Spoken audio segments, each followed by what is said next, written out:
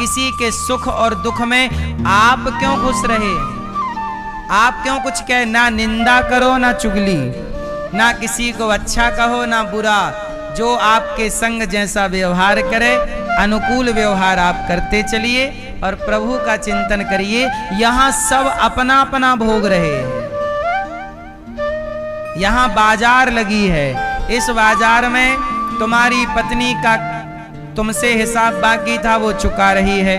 तुम्हारे पति से तुम्हारा हिसाब बाकी था, वो चुका रहा है। इस बेटे से तुम्हारा बाकी था, वो चुका रहा है। इस बेटी से तुम्हारा, सब अपना अपना चुका रहे। किसी का चुक रहा है तो किसी का सिर पर चढ़ रहा है ना? ऐसे इसलिए ये कर्मों की भूमि है, इसे कर्म भूमि कहते हैं। ये धरती क्या है? कर्म भूमि। यहाँ व्यक्ति अपने कर्मों का फल भोगता है, अच्छा या बुरा। इसलिए आप किसी की मदद तो करिए, पर इससे ज्यादा कुछ ना करिए।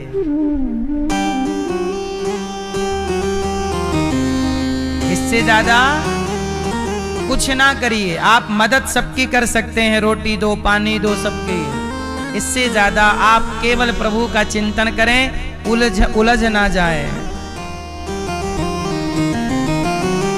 ये कर्म भूमि है इतना। ये क्या है? ये कर्म भूमि है इतना। अभिमान करने से किसका किसका बिगड़ा है? क्या क्या हम आपको कहें मेरी माँ?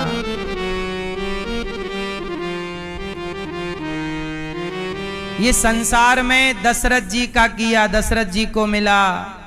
पितामह भीष्म का किया, पितामह को मिला। इसलिए ज्यादा उलझने की जरूरत। हम यहाँ उलझने आए ही नहीं हैं। हम यहाँ क्या करने आए हैं?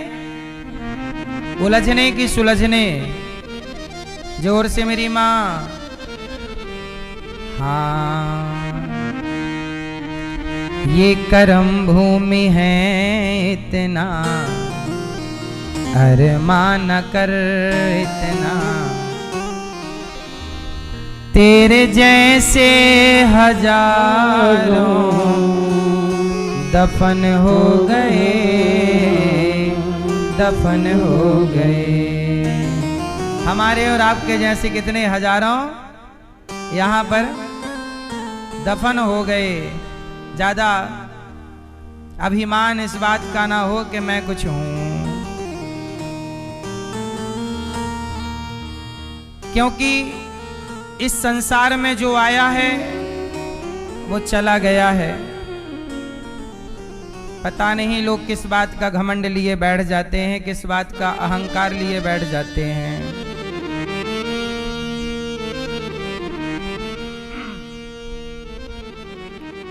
तो मेरी माँ, तेरे जैसे कितने दफन हो गए। हाँ, दफन हो गए। जिनके महलों के चर्चे गगन चूमते, जिनके महलों के चर्चे कभी गगन चूमते थे, जो कभी बड़े थे, बड़ी शोहरत, बड़ी दौलत, आज वो चिता पे जलते हुए नजर आ रहे हैं। कल तक कहते थे मैं ये हूं, मैं वो हूं, और आज क्या है? जिनके महलों के चर्चे गगन चूमते, चार दीवार में साथ सुर गूंजते। हाँ, सुर गूंजते। अब क्या हो गया? देखो महलें, देखो महलों को कैसे वीरान है, कैसे वीरान है। और शमशान भी कई चमन हो गए। हाँ, चमन हो गए।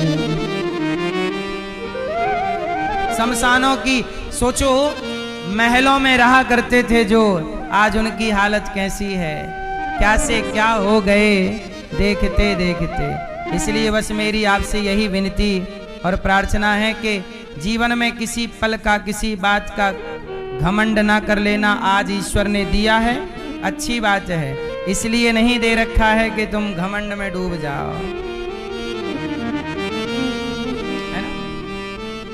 आत्मदेव जी बेचारे घर से चले गए और जंगल में गए। एक संत जी ने एक फल दे दिया। देखो, भाग्य में संतान तो थी नहीं आत्मदेव जी के, पर एक संत जी ने फल दे दिया कि जाओ, तुम्हारा भाग्य शायद बदल जाए, जाओ। अब दिया फल के जाओ, पत्नी को खिलाना, बच्चा होगा। पर पत्नी भी धुंधली, फल खाया नहीं, फल खिला दिया गाय को, तो गाय को बच्चा हो गया, नाम रखा गौकर्ण। और बहन के बेटे को खरीद लिया, नाम रखा धुंधकारी। बड़ा होके बेटे ने मारना स्टार्ट किया। जब किस्मत में दुख है, भगवान कई बार इसलिए आपको नहीं देते कि इससे आपको कष्ट ज्यादा होगा, इसलिए ना देकर बच जाते हैं। लेकिन आपको लगता है कि हमारे साथ भगवान ने गलत किया, और आप जिद करके पा लेते हैं, बाद में वही चीज आपको नुकसान पहुंचाती है। इसलिए भगवान ने जितना दिया और जैसे दिया उसमें प्रसन्न रहा जाए। क्या रहा जाए? हाँ, खुश रहा जाए। अब हुआ क्या कि आत्मदेव जी के बेटे धुंधकारी ने बड़ा होकर आत्मदेव को मारा, माँ को मारे, बाप को मारे। आत्मदेव जी रोए, हे भगवान, बेटा नहीं था तो अच्छे से रोटी खाते थे, अब बेटा है तो वो खाने नहीं देता। देखो, जब किस्मत में दुख है तो वो मिलेगा कहीं ना कहीं से। हमारा भाग्य हमारा कभी पीछा नहीं छोड़ता, हमारा कर्म फल हमारा कभी पीछा। आपने एक थप्पड़ किसी को मार दिया ना, अब वो एक थप्पड़ का कर्म तुम्हारे खोपड़ी पे चढ़ेगा और संग संग चलेगा। तुम्हें भी एक थप्पड़ पड़वाएगा, तब वो चुकेगा। तुमने किसी को मारा है, तुम्हें भी कोई मारेगा जरूर। तुमने किसी का बिगाड़ा है, तुम्हारा भी बिगाड़े, वही ना चुके, यही चुकना है, ऐसे ही चुकता है। इसलिए आत्मदेव जी को गौकर्ण जी, आत्मदेव जी को मारा, बहुत मारा धुंधकारी ने। तब आत्मदेव जी रो रहे थे, तब गौकर्ण जी ने कहा, देहे स्थिमांस रुधिरे विमतिम त्यजत्वम जाया सुतादिषु सदा ममतां विमुञ्च पश्यानिशं जगदिदं क्षणभङ्गनिष्ठं वैराग्यरागरसिको भवभक्तिनिष्ठा। गौकर्ण जी ने कहा, पिताजी आप रो रहे हैं? कहा, बेटे ने मारा है। तब गौकर्ण जी ने यहां बताया कि पिताजी आप कह रहे हो बेटे ने मारा, सच बताओ कौन किसका बेटा है? अच्छा आप लोग बताओ, कितने बेटे हैं आपके? आपके कितने बेटे हैं? एक। आपके कितने बेटे हैं? 3। भैया आपके बताओ। 3। भैया आपके 3, 2, 1, 4, 5 ऐसे ही बच्चे हैं। अच्छा एक बात बताओ, ये बच्चे आपके हैं, अच्छा ये बताओ, ये जो शरीर है, ये शरीर किसका है? आपका है? ये आपके बाल सफेद हो गए, आप चाहते थे कि सफेद हो जाएं इसलिए हो गए, कि कोई और कर रहा है? बाबूजी, आपकी जवानी है कि बुढ़ापा आ गया? आप चाहते हैं कि आप बुढ़े हो जाएं, कि आप जवान रहना चाहते हैं? अच्छा आपको बुढ़ापा किसने दिया? आप में से कितने लोग चाहते हैं कि आप बुढ़े हो जाएं? कोई नहीं चाहता, सब बुढ़ापे में चमनप्राश खा रहे हैं।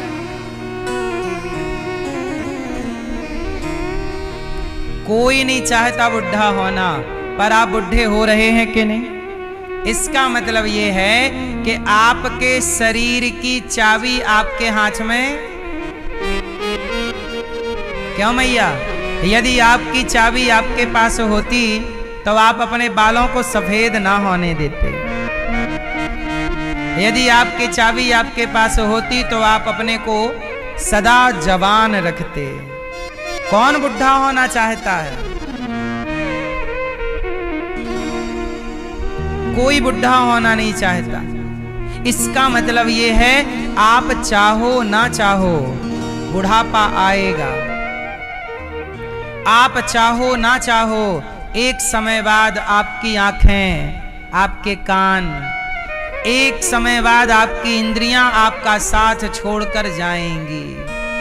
आंख चली गई, दिखना बंद हो गया। कान चला गया, सुनना बंद हो गया। हाँ या ना? कई बार हाथ नहीं उठता पैरालिसिस हो जाने के बाद। इसका मतलब ये शरीर आपका है? उत्तर दो भैया, ये शरीर किसका है? चश्मा वाले, किसका है? जोर से। आपका है? ये बच्ची किसकी है? आपकी है। जरा सोचिए ना, जब शरीर आपका नहीं है तो बच्ची आपकी कैसे हो गई? आप लोग सारी जिंदगी इस अज्ञान में जीते हैं कि ये बेटी मेरी, ये बेटा मेरा, ये मैं, ये मेरा। अरे जब शरीर आपका नहीं है, शरीर की गतिविधि आपके कंट्रोल में नहीं है, जब आप, अच्छा बताओ, एक हाथ उठाओ अपना, सब लोग, कोई भी बताओ, ये हाथ आपका है? यदि आपका हाथ आपके कहने से उठता या गिरता है तो पैरालिसिस हो जाने के बाद आपका हाथ क्यों नहीं हिलता? इसका मतलब इस हाथ पर भी कंट्रोल आपका नहीं, मैन पावर भगवान का कंट्रोल है। जब तक वो चाहेंगे शरीर काम करेगा, नहीं चाहेंगे तो आपका शरीर आप हिला ना पाओगे। ये बात सही है या गलत है? इसका अर्थ ये है कि जब शरीर आपका ना हुआ तो ये बेटी आपकी कैसे हो गई? बोलो। इसका अर्थ ये हुआ कि आप लोगों ने ईश्वर की प्रॉपर्टी पे कब्जा कर लिया है।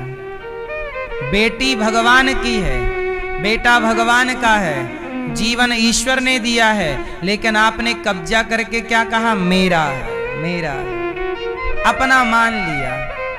ये तो देखो ऐसी हो गई कि आप किसी के घर को आपने अपना घर कह दिया। इसलिए कहता हूं कुछ भी ये मत कहा करो कि मेरा। यदि आप कह देंगे मेरा तो आप फंस जाएंगे। इसलिए मेरा कुछ नहीं, मेरा, बेटी मेरी ना, बेटा मेरा ना, मेरा मेरा नहीं, तेरा तेरा तेरा तेरा। बोलो तेरा तेरा तेरा। तुझको आप कहोगे मेरा तो आप सिद्ध ना कर पाओगे कि आपके कैसे है। शरीर ही आपका मना कर रहे हो ना, आपके मेरा नहीं है। मेरा कौन है फिर बताओ? चश्मा वाली मैया, जम्हाई लेने वाली, बताओ मेरा कौन? बोलो कौन? पीले बाबूजी। हाँ, मेरा कोई है तो केवल भगवान, मेरे तो गिरधर गोपाल, दूसरो न कोई। इसलिए आत्मदेव जी को जब बेटे ने मारा, गोकर्ण जी ने कहा कि अब बेटे का मोह छोड़िए और चित्त भगवान में लगाइए। भागवत जी का पाठ करके उन्होंने अपना कल्याण किया। धुंधली को मारा, कुएं में कूद गई। तब धुंधकारी ने 5 वैश्याओं को लेकर आया, 5 के संग रहता, 5ओं ने गला दबाकर मार डाला। और धुंधकारी ने माँ बाप को सताने के कारण जब मरा तो ईश्वर की अदालत ने धुंधकारी को प्रेत योनि में डाल दिया। जो माँ बाप को सताएगा वो क्या बनेगा? प्रेत। प्रेत बन गया, भूत प्रेत। आपको प्रेत बनना है मैया? जैसे पुरुष तो बनेगा प्रेत, मरेगा यदि माँ बाप की सेवा नहीं किया तो। और मैया जैसे आप मरी और सास ससुर की पति की सेवा नहीं की। अब जैसे आज ही मैंने न्यूज में सुना कि आज एक पत्नी ने अपने पति को सांप से डसवा दिया। एक पत्नी ने नई निंजा टेक्निक निकाली और पति को जहरीले सांप से डसवा कर अपने यार के संग रहने लग गई मस्त। ये हाल है। अब मुझे ये बताओ कि जब ये सांप से डसवाने वाली मरेगी तो ये क्या बनेगी? हैं? जैसे पुरुष माँ बाप को मार के सता के मरे तो पुरुष तो बनेगा भूत या प्रेत, और स्त्रियां पाप करें तो क्या बनेंगी? चुड़ैल। क्या बनेंगी? अब पति को सांप से डसवा दी बेचारे को, रात को खिलाई नींद की गोली और लाई सांप जहरीला, दे सांप से रास्ता क्लियर। अब यार के संग घूमेगी फिरेगी, नाचेगी गाएगी, मौज करेगी और क्या।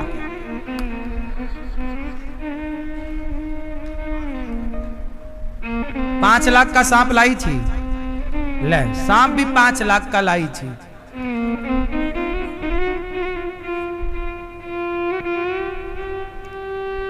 तो ये है मेरी मां। तो धुंधकारी तो बनेगा प्रेत, और ये क्या बनेंगी? तो मैया आप भी अपने सास ससुर की सेवा किया करो, पति की।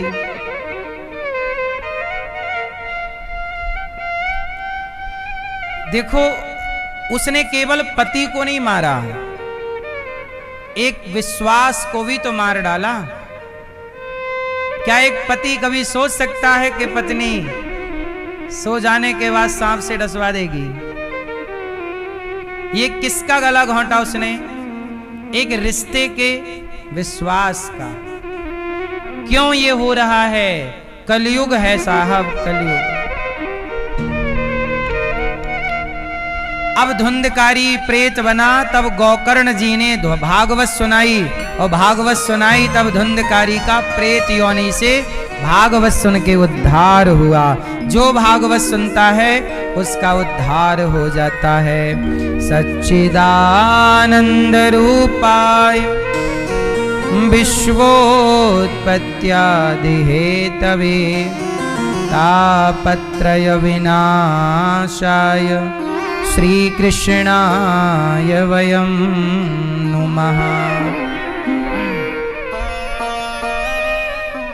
भागवत जी में भगवान का दिव्य स्वरूप का वर्णन, भगवान को प्रणाम। सुखदेव जी प्रकट हुए, 88,000 संतों के बीच में सूत जी आए। सूत जी ने शौनक आदि ऋषियों को भागवत सुनाई। देवताओं को देवराज इंद्र जब आए तो सुखदेव जी ने उनको भागवत नहीं सुनाई, क्योंकि वो अधिकारी नहीं है। भागवत सुनने के अधिकारी सब नहीं है। जिसमें भक्ति है, प्रेम है, वही ना सुनेगा।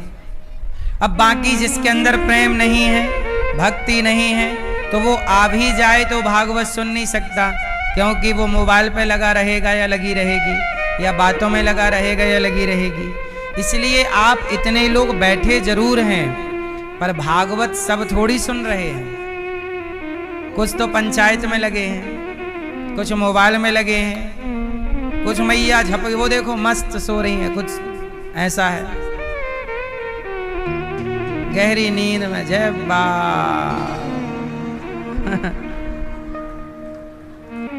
तो ऐसा है कि सब थोड़ी सुन पाते हैं भागवत जी।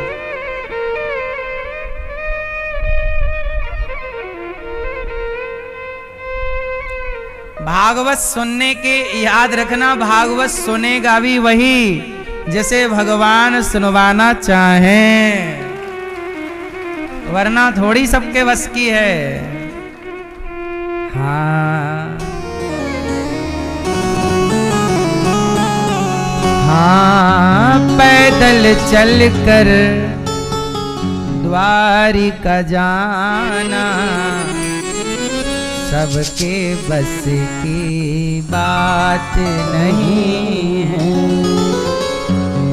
सबके बस की बात, राम नाम का सुमिरन करना, कृष्ण नाम का सुमिरन करना, कृष्ण कथा का अमृत पीना सबके बस की बात नहीं है। जय हो।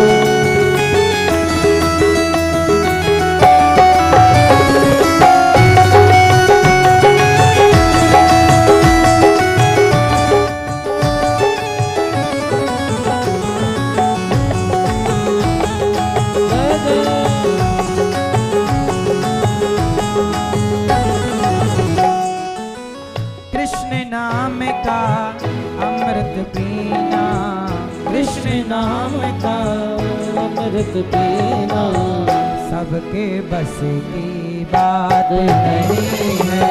कृष्ण नाम का अमृत पीना सबके बस की बात नहीं है। राम नाम का अमृत पीना, राम नाम का अमृत पीना सबके बस की बात नहीं है। हाँ, राम नाम का अमृत पीना सबके बस की बात नहीं है। जय हो।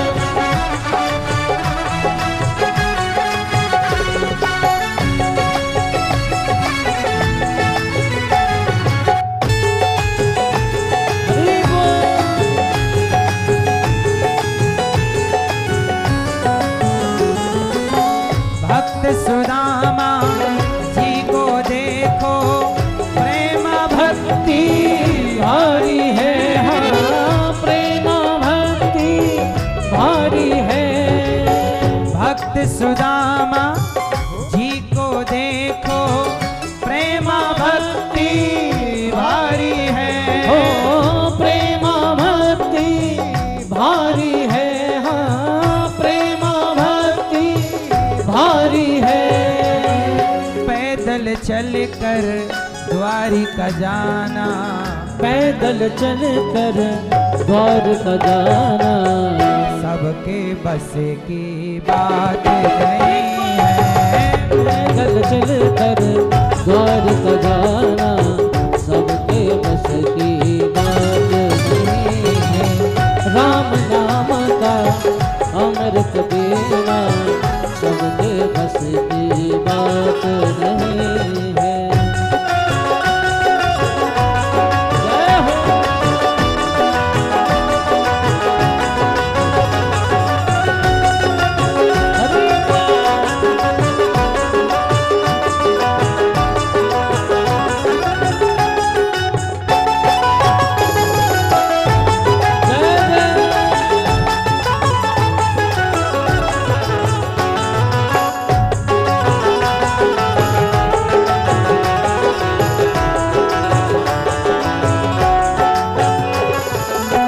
भक्ति देखो मीरा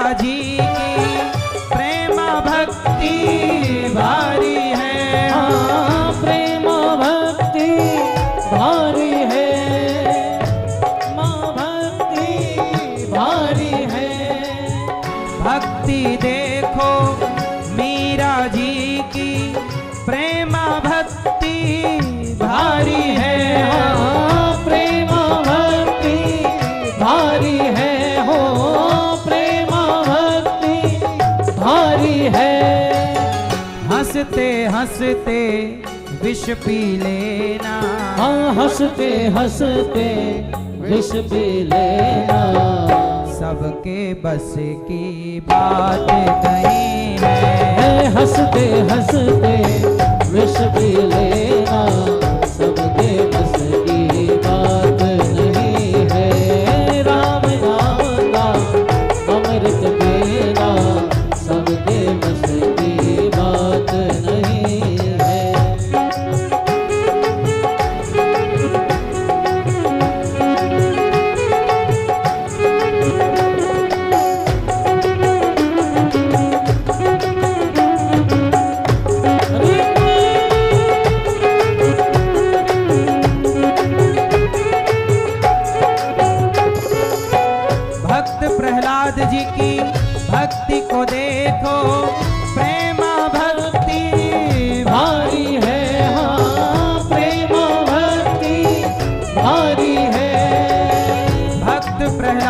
की भक्ति को देखो, प्रेम भक्ति भारी है, प्रेम भक्ति भारी है हो, प्रेम भक्ति भारी है। हंसते हंसते जल जाना ये, हंसते हंसते जल जाना ये, सबके बस की बात नहीं है। हंसते हंसते जल जाना ये, सबके बस की बात नहीं है। राम नाम का अमृत पीना, सबके बस की बात नहीं है। कृष्ण नाम का अमृत पीना, कृष्ण नाम का अमृत पीना, सबके बस की बात नहीं है। कृष्ण नाम का अमृत पीना, सबके बस की बात नहीं है। कृष्ण नाम का अमृत पीना, सबके बस की बात नहीं है। सबके बस की बात नहीं है, सबके बस की बात नहीं है। भक्त सुदामा जी को देखो, प्रेमा भक्ति भारी है, हाँ, प्रेम भक्ति भारी है। पैदल चलकर द्वारिका जाना, पैदल चलकर द्वारिका जाना, सबके बस की बात नहीं है। हंसते हंसते विष पी लेना, सबके बस की बात नहीं है। हंसते हंसते जल जाना ये, सबके बस की बात नहीं।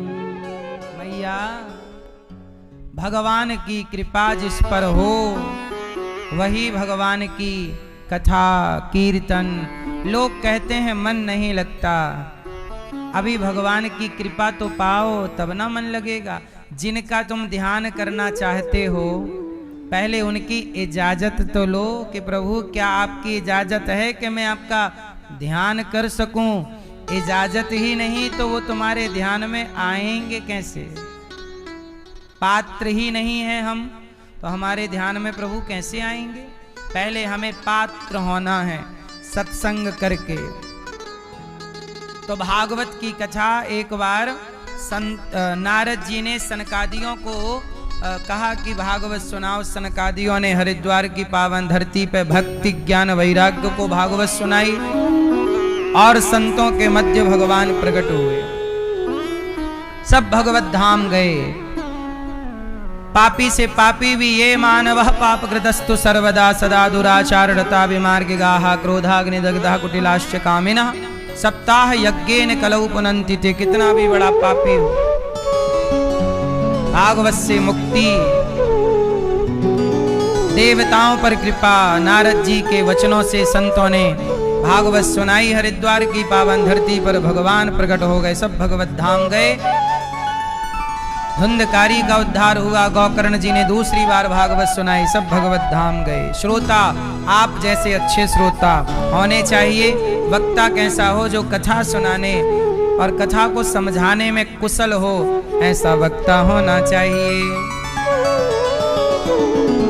प्रिय भक्तों, धुंधकारी ने क्या किया? अपने माँ के साथ दुर्व्यवहार किया, मारा।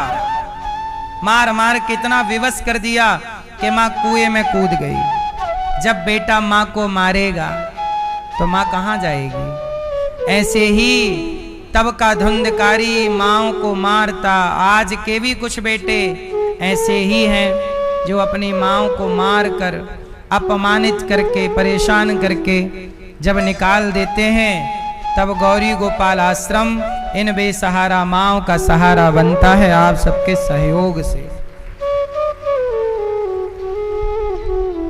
गौरी गोपाल आश्रम में हमारी वृद्ध माएँ रहती हैं। जिनका आशीर्वाद ये दास लेता रहता है।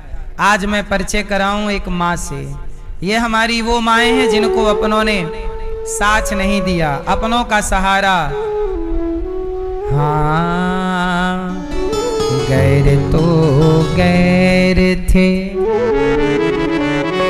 अपनों का सहारा न हुआ। गैर तो गैर थे, अपनों का सहारा न हुआ। इस भरी दुनिया में कोई भी हमारा न हुआ। इस भरी दुनिया